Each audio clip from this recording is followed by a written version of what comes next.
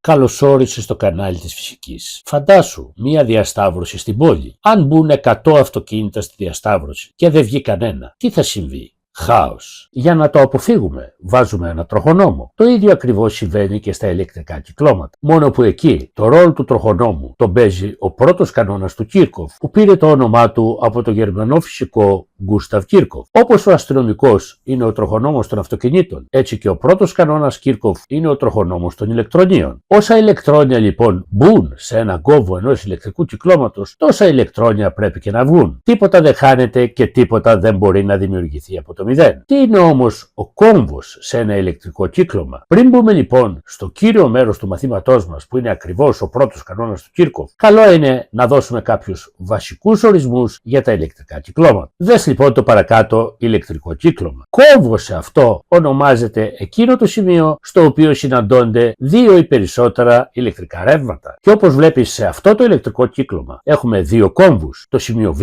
και το σημείο Γ. Κοίτα λιγάκι το σημείο Β.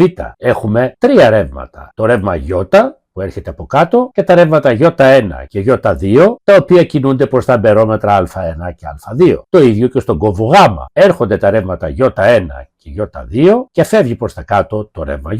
Σε αυτά τα σημεία λοιπόν, Β και Γ, στους κόμβους του κυκλώματος, έχουμε συνάντηση περισσότερων των δύο ρευμάτων. Κλάδος τώρα ενός ηλεκτρικού κυκλώματος λέγεται το τμήμα του κυκλώματος ανάμεσα σε δύο διαδοχικούς κόμβους, του οποίου όλα τα στοιχεία διαρρέονται από το ίδιο ρεύμα. Ας κοιτάξουμε λιγάκι το κύκλωμά μας. Πόσους κλάδους έχουμε? Μα φυσικά τρεις. Τον κλάδο ΒΖΓ, κοίταξε εδώ αυτό το τμήμα του κυκλώματος ΒΖΓ, διαρρέεται από το ίδιο ρεύμα Ι1. Τον κλάδο ΒΙΓ, αυτόν εδώ, που διαρρέεται από το ίδιο ρεύμα Ι2, και τον κλάδο ΒΔΓ, κοίταξε εδώ, ΒΔΓ, που διαρρέεται από το ίδιο ρεύμα Ι.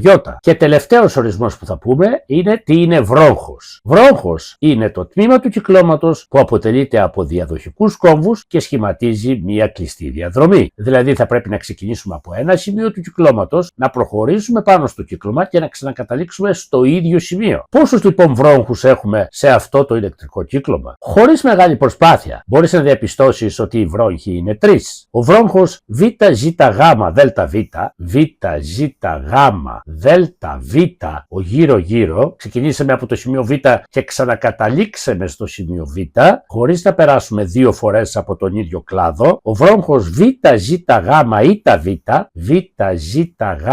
ΙΤΒ, αυτός εδώ πάνω, και ο βρόγχος ΒΙΤΓ ΔΒ, ΔΒ, ο από κάτω βρόγχος. Αφού είπαμε τους βασικούς ορισμούς σε ένα ηλεκτρικό κύκλωμα, μπορούμε να πάμε στο κύριο μέρος του σημερινού βιντεομαθήματος, που βέβαια, όπως έχουμε ήδη πει, είναι ο πρώτος κανόνας του Κίρκοφ. Αυτός έχει δύο διατυπώσεις. Η πρώτη διατύπωση αυτού είναι ότι σε ένα κόμβο ενός ηλεκτρικού κυκλώματος, μην ξεχνάς ότι κόμβος είναι εκεί που συναντιόνται δύο ή περισσότερα ρεύματα, δηλαδή εδώ το Β και Γ, σε ένα κόμβο λοιπόν ενός κυκλώματος, το αλγεβρικό άθροισμα των εντάσεων των ρευμάτων είναι ίσο με το 0. Όπως ξέρουμε, το άθροισμα στα μαθηματικά παριστάνεται με το γράμμα σ κεφαλαίο, άρα το σ των εντάσεων, σ Ι, θα είναι ίσο με το 0. Εδώ όμως, όπως βλέπεις, λέει αλγεβρικό άθροισμα, που σημαίνει ότι κάποια ρεύματα θα θεωρούνται θετικά και κάποια ρεύματα θα θεωρούνται αρνητικά. Η σύμβαση που κάνουμε για το ποια θεωρούνται θετικά και ποια αρνητικά είναι ότι οι εισερχόμενες εντάσεις θα θεωρούνται θετικές, οι εισερχόμενες εννοούμε στον κόμβο, και οι εξερχόμενες από τον κόμβο εντάσεις θα θεωρούνται αρνητικές. Έτσι, αν πάμε στον κόμβο Β, κοίτα λίγο εδώ, η εισερχόμενη ένταση είναι η Ι, αυτή μπαίνει στον κόμβο, ενώ εξερχόμενες η Ι1 και η Ι2. Άρα θεωρείται θετική η Ι και αρνητικές η Ι1, Ι2. Αυτό λοιπόν το αλγεβρικό άθροισμα θα είναι ίσο με 0, λέει αυτή η διατύπωση. Επίσης, αν πάμε στον κόμβο Γ, τώρα θετικές εισερχόμενες είναι οι εντάσεις Ι1 και Ι2, γιατί αυτές εισέρχονται στον κόμβο, ενώ αρνητική ένταση είναι η Ι, γιατί αυτή εξέρχεται από τον κόμβο. Άρα μπορούμε να γράψουμε για τον κόμβο Γ έτσι το αλγεβρικό άθροισμα, Ι1 ή Ι2, θετικές είπαμε είναι οι εισερχόμενες, μείον Ι που είναι η εξερχόμενη, θα είναι ίσο με το 0. μηδέν. Αυτή είναι η πρώτη διατύπωση του πρώτου κανόνα του Κίρκοφ. Όσα ρεύματα μπαίνουν δηλαδή στον κόμβο, τόσα ρεύματα βγαίνουν. Είναι όπως και με τα αυτοκίνητα. Όσα αυτοκίνητα μπουν σε μια διασταύρωση, τόσα αυτοκίνητα θα βγουν. Ας δούμε τώρα τη δεύτερη διατύπωση. Αυτή μας λέει ότι σε έναν κόμβο ενός κυκλώματος το άθροισμα των εισερχομένων εντάσεων είναι ίσο με το άθροισμα των εξερχομένων εντάσεων των ρευμάτων. Εδώ δεν πρόκειται για αλγεβρικό, αλλά για κανονικό άθροισμα εντάσεων. Έτσι, μαθηματικά μπορούμε να γράψουμε αυτή τη διατύπωση ότι το άθροισμα των εισερχομένων είναι ίσο με το άθροισμα των εξερχομένων εντάσεων. Στο κύκλωμά μας, αν εφαρμόσουμε την παραπάνω διατύπωση, για παράδειγμα εδώ, στον κόμβο Β, θα έχουμε ότι το άθροισμα των εισερχομένων εντάσεων, η εισερχόμενη ένταση Ι, θα είναι ίσο με το άθροισμα των εξερχομένων εντάσεων, που είναι οι εντάσεις Ι1 και Ι2,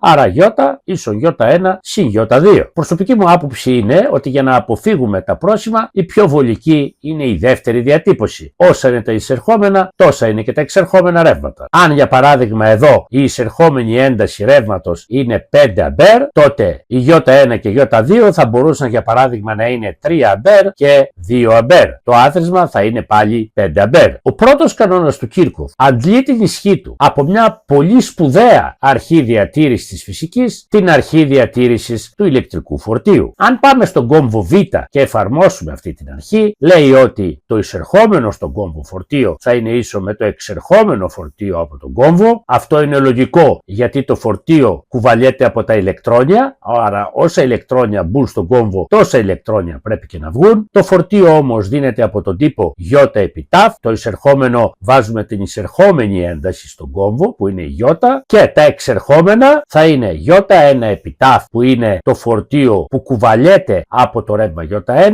και Ι2 επί ταφ που είναι το φορτίο που κουβαλιέται από το ρεύμα Ι2. Το άθροισμα αυτό είναι το εξερχόμενο φορτίο. Εδώ μπορεί να απλοποιηθεί το ταφ γιατί μιλάμε για τον ίδιο χρόνο και να βγάλουμε ότι το Ι ίσον Ι1 συν Ι2 που όπως βλέπεις εδώ είναι η εφαρμογή του πρώτου κανόνα του Κίρκοφ. Καθολική λοιπόν η ισχύ του πρώτου κανόνα γιατί όπως ξέρουμε η αρχή διατήρησης του ηλεκτρικού φορτίου ισχύει πάντα. Μια που ούτε μπορούν να δημιουργηθούν ηλεκτρόνια αλλά ούτε και μπορούν να εξαφανιστούν. Αυτά για τον πρώτο κανόνα του Κίρκοφ. Έκρινα απαραίτητο να κάνω αυτό το μάθημα ως προαπαιτούμενη γνώση για τη γάμα λυκείου και ελπίζω να σου φανεί χρήσιμο. Αν συμβεί κάτι τέτοιο, ρίξε μια ματιά και στα υπόλοιπα βιντεομαθήματα του καναλιού, είναι πάρα πολλά και αν θεωρείς ότι σε βοηθούν, μην ξεχνάς και τη μοναδική ανταμοιβή του καναλιού που δεν είναι άλλη από την εγγραφή σου.